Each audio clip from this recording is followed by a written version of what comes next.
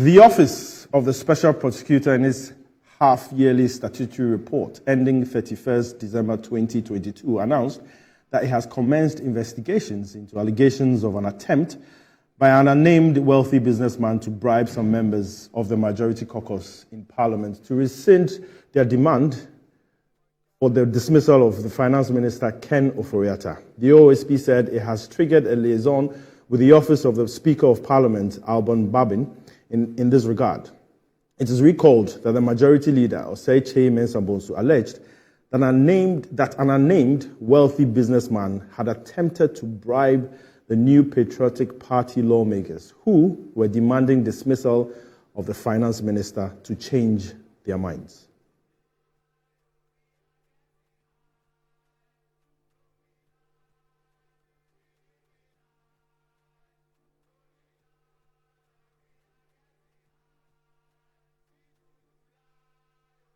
So at this point, we're going to have an interview with Justice Nneɛma Addy, who is a lawyer and lead fellow at the Center for Social Justice.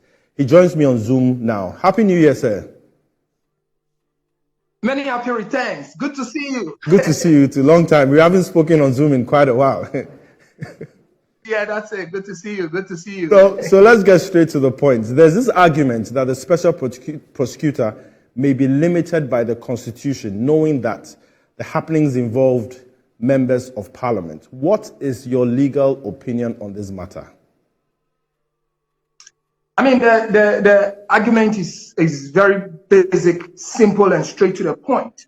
To the fact that attempt at bribery or attempt to bribe exists at common law, and even at what we call the Model Penal Code, states clearly that an attempt to bribe and a completed bribery have an identical punishment.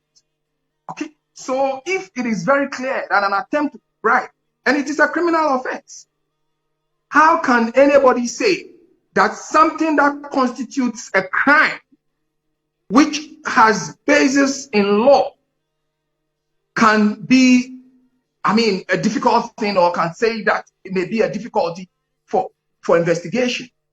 I mean, I find that argument untenable.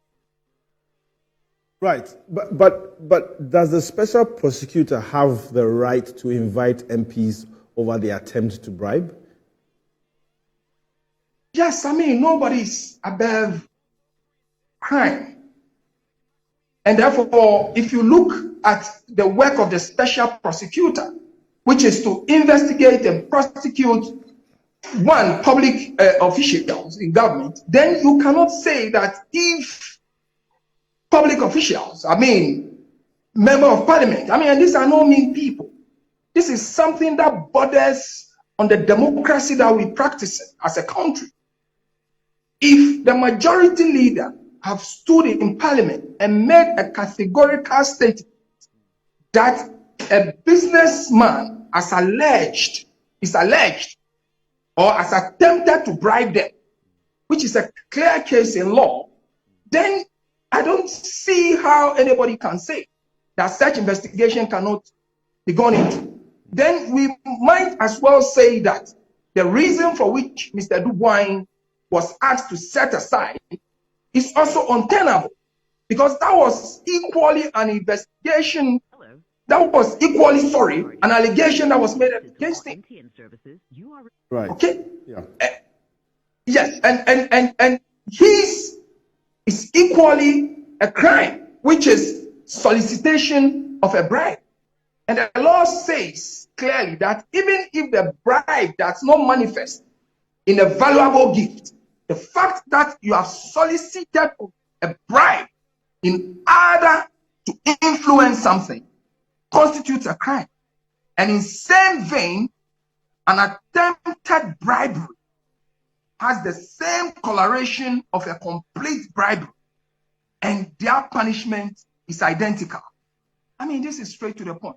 So it's like aiding and abetting. Therefore, the special prosecutor, that is why the special prosecutor has not gone to court straight, if you like, or to prosecute the majority members of parliament, but linking with the Speaker of Parliament in order to get the work done.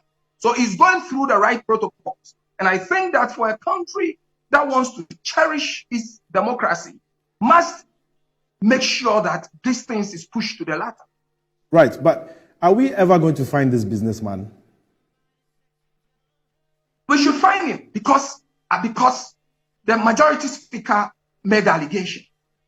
I don't think that he made that allegation in vacuum. He knew what he was talking about. I mean, this is a reasonable adult. This is the majority speaker of parliament. I mean, and he did not stand anywhere. I mean, usually you have what they say, I mean, maybe a joke, or maybe at a beer bar, or, I mean, something maybe at a football stadium where we make comments where you say that, oh, I'm not of myself. But he made a comment on the floor of parliament, okay? So at a very serious forum, with very serious-minded people, you cannot say that it's a joke. He meant what he was saying. And that, I can tell you for a fact, that